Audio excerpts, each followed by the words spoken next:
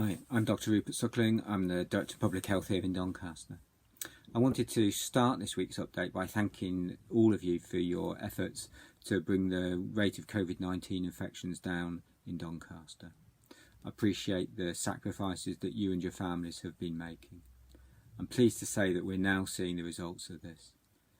Our rate is falling and we've now seen falls for the last 9 consecutive days.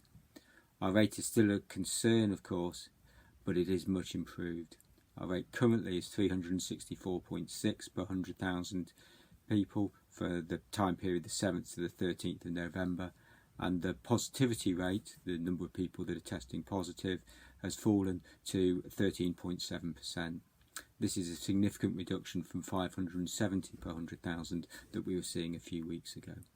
So thank you, and please keep this up. We're halfway through the national restrictions, and a further 2 weeks of sacrifice will make a big impact.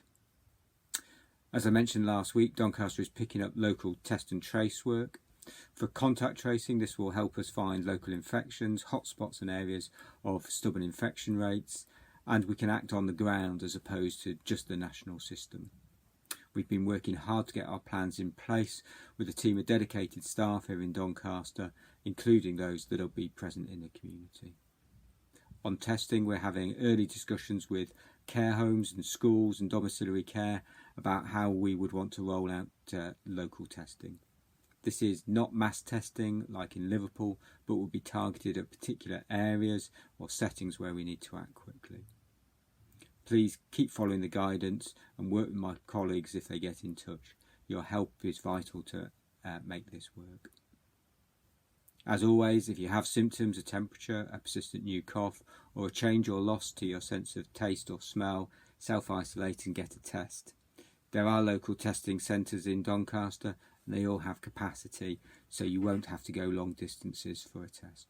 Next week you'll be receiving through your letterbox our Staying Safe and Well winter booklet. Please do take time to read it.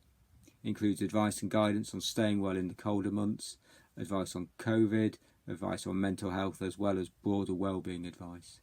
It also provides a guide to NHS services, financial support and support for carers and families. It explains where you can find the help and support online or on the phone. I want to also just mention the advice on childcare bubbles, as I know this is important for a number of people.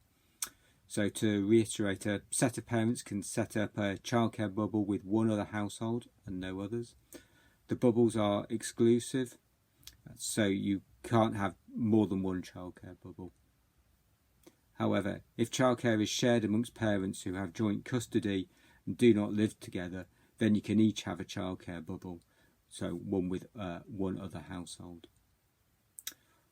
Also remember, for support bubbles, if you're a single parent or live by yourself, you can expand your close support network so it includes one other household of any size in that bubble. So thank you once again. Keep this up. If we get our infection rate down, then this stands us in much better stead for the rest of the winter. Thank you.